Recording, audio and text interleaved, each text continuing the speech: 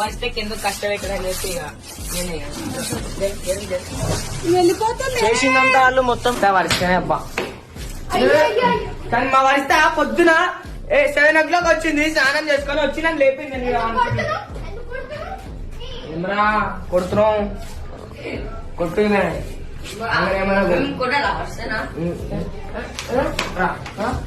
ఏమన్నా అనుకో.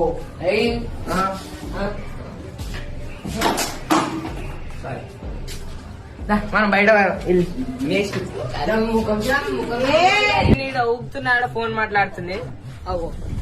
కనీసం వచ్చి కష్టం అని చెప్పి అదే చెప్తున్నా. కనీసం వచ్చి